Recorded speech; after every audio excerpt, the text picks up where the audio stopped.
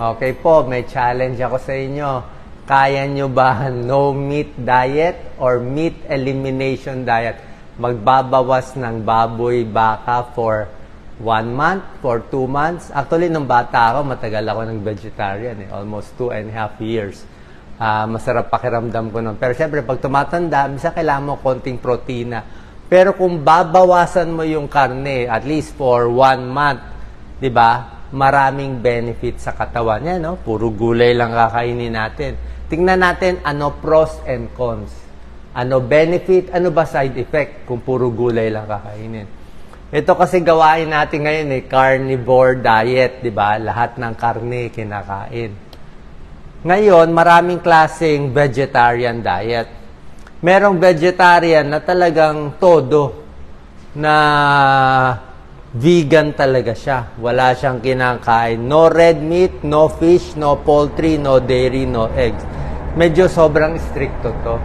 Pwede naman natin gawing ganito pesco Pesco vegetarian. May isda pa rin. Kakain pa rin ng isda, may gatas, may itlog. Okay? Ang tinanggal lang yung pork, beef, tsaka chicken. Pwede na yon. Pag dito ka, medyo kompleto na rin yung vitamins mo. Pero pag tinanggal mo rin yung isda, tsaka milk, cheese, and egg, minsan baka kailangan mo pa mag-supplement ng vitamins. So, depende. Or magbabawas lang tayo, pwede rin naman ganoon. Ano benefits? Dito muna tayo sa plus. Maraming benefits. Mas hindi ka tataba. Okay? Kahit kumain ka maraming gulay, kahit maraming kanin, mas medyo mahirap tumaba. Number 2, sigurado bababa blood sugar mo. Baka matanggal mo pa yung gamot mo. High blood mo, mababawasan din pag papayat ka. Arthritis, mas okay ito sa arthritis kasi mas papayat ka. Reduce risk of heart disease. At itong malaking bagay. Pag nag-vegetarian diet, mababawasan ang cancer risk mo by 3% up to 10%. Bumababa pa yung cholesterol, yung bad cholesterol. So yan, ang daming benefits. So, lower cholesterol level, pag puro gulay kakainin, mas hindi magbabara mga ugat natin. Mas actually, ang feeling ko noon, parang mas hindi mainit. Hindi ka mainitan.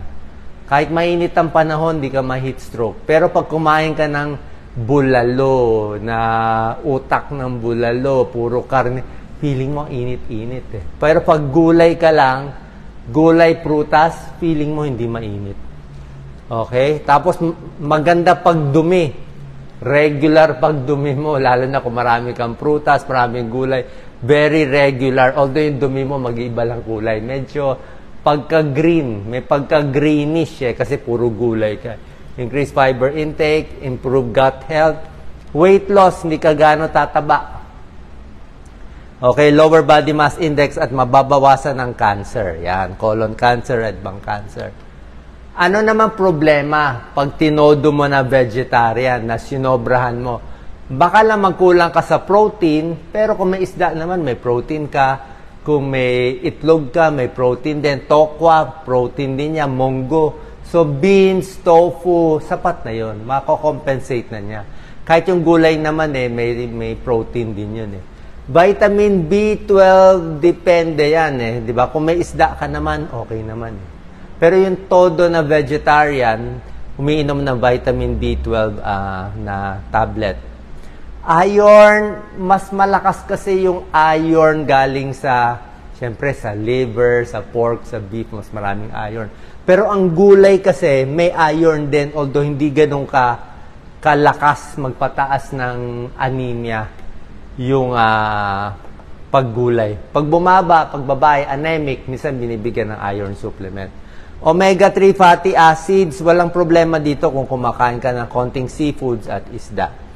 Calcium, vitamin D, kung tinigil mo yung gatas, mahihirapan ka. Pero kung may gatas at isda ka at itlog, meron namang vitamin D rin yun. Okay? So, yan po yung mga studies natin, lower risk of heart disease, chronic disease, diabetes, maraming benefit. Ayan, plant-based diet pala to. Mas maraming gulay, bawas karne. Tinatry ko to Less cancer, less obesity, sabi nila pumapayat daw ako. Less diabetes, less heart disease. Nutrient deficiency, yun lang iniingatan. Fracture, depende siguro kung sobra ka payat. O sobra ka payat, kulang ka sa calcium. Pero kung hindi naman, ay okay din. Ano ang pag-aaral? Ang medical studies dito, maraming ginawang pag-aaral sa plant-based and vegetarian group. May ibang pag-aaral, konti lang ang benefit. Pero may dalawang pag-aaral, mas humaba buhay nila. Okay? So may pag-aaral na nakakahaba ng buhay, nakakabawas ng cancer, kung plant-based diet. Ang ibig sabihin, ito nga sa Seventh-day Adventist.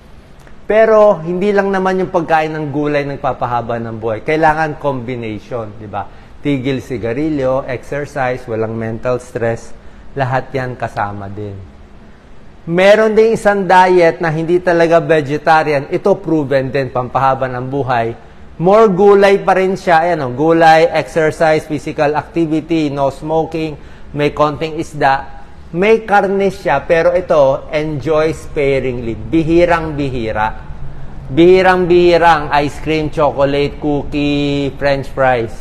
Ito, poultry, eggs, and dairy, 2 times a week lang, konti lang. So, konti lang siya. Konti lang. Mas marami ito. Ito, proven to. Pampahaba din ng buhay. So, tingnan natin ngayon. Kung gulay pipiliin natin, anong gulay kakainin natin? So, kung heart disease man ang problema natin o diabetes kinakatakot natin, ano yung best vegetables? Papakita ko yung gulay na maganda at gulay na medyo iingatan natin. Ayoko naman tawaging bad vegetables, pero medyo iingatan kung tumataas ang blood sugar. Isa sa superfood talaga, broccoli. Okay? Broccoli, may pag-aaral yan, anti-cancer yan. Kaya ang mahal-mahal ng broccoli kasi ang ganda eh. Low calorie na siya, lalo na pag in-steam mo lang. May vitamin C, may vitamin B, may fiber, may anti-cancer, may sulforaphane. Napakaganda. Kung masyado ito mahal, meron tayong murang broccoli. Tawag natin cauliflower. Okay, ang cauliflower, hindi kasing lakas ng broccoli kasi maputi lang kulay ng cauliflower. Pero mataas din sa dietary fiber, may vitamin C, may vitamin B rin. So maganda na rin to. May pagka-anti-cancer na rin siya. Asparagus, okay din siya. Lahat ng green leafy vegetables, okay. Kangkong, alokbati, malunggay, lahat ng gusto natin. Talbos, lahat yan, no? May iron na yan, may vitamin C, may vitamin B, kompleto na siya. Marami siyang fiber. May protein siya konti, diba? Lagyan mo konti-konting sahog, pwede rin. Pero pag ganito, lalo na maayos na yung luto, wag lang masyadong mamantika. Cabbage, okay din ang cabbage. Repolyo, di ba? Or gusto natin, lettuce, okay din yan, no? Mataas sa fiber, mataas din sa carbohydrates. Pero may vitamin K at iba pang mga vitamins. Pwede rin po yan. Kamatis ay superfood din. Nasa kulay, kita niyo ang ganda ng kulay. So, wag matakot sa buto, hindi nagkakos ng appendicitis.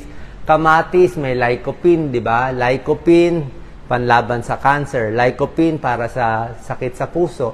Lycopene ng kamatis para sa prostate cancer. Kailangan, Doc Lisa, marami akong kamatis kasi ito panlaban ng lalaki sa prostate cancer. Very, very healthy yan. Diba? So, yan ang mga superfood.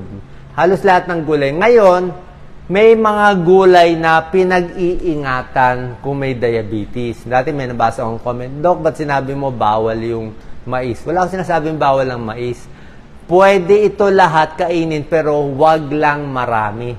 Kasi itong mga gulay na to, starchy, para siyang kanin. So, pag itong gulay kakainin mo, nakakataas ng blood sugar kung marami. Number 1,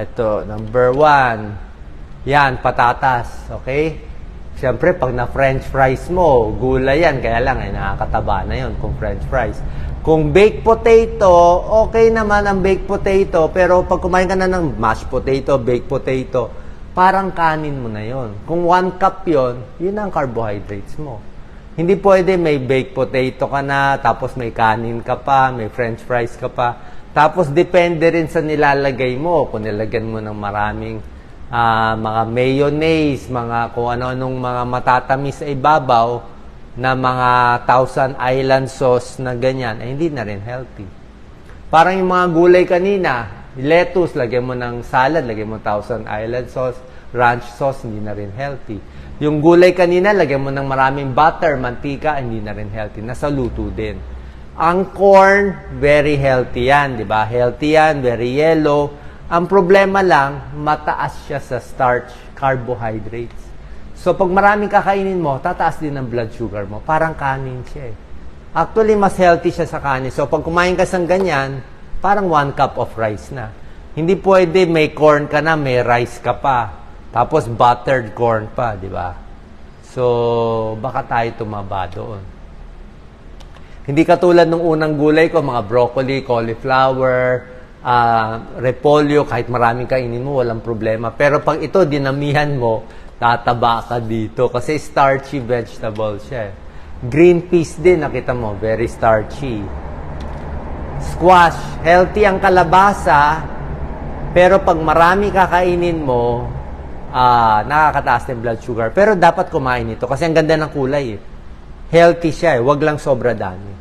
Ito rin, kamote, very healthy din, wag lang sobra dami. Kasi lalo na pag kamote Q, ingat din, high glycemic index siya eh. Para siyang white potato eh, di ba? So nakikita nyo itsura, ube, kamote, labanos, actually ito hindi naman gano'ng kataas. So ito yung mga starchy vegetables, very healthy pero konting hinay-hinay. Kasi vegetable juice. Ang problema lang sa vegetable juice, baka lagyan nyo ng pampatamis, hindi na maganda, tinanggalan mo ng fiber eh. Diba? Tinanggalan mo ng fiber. Lalo na kung fruit juice, medyo nakakataas ng blood sugar. Pero healthy pa rin siya. Okay? So, dagdag tips lang, ingat tayo sa diabetes. Pag mataas ang blood sugar, nagugutom, nauuhaw, merong mga komplikasyon, nag-i-infection sa paa, sa kamay, madalas mag-UTI, minsan nagkaka-rashes pa. So, food control, healthy food, exercise, no smoking, at dapat tama ang timbang. So, pwede nyo try itong mga good vegetables, try nyo rin medyo vegetarian diet, gulay para humaba ang buhay. God bless po.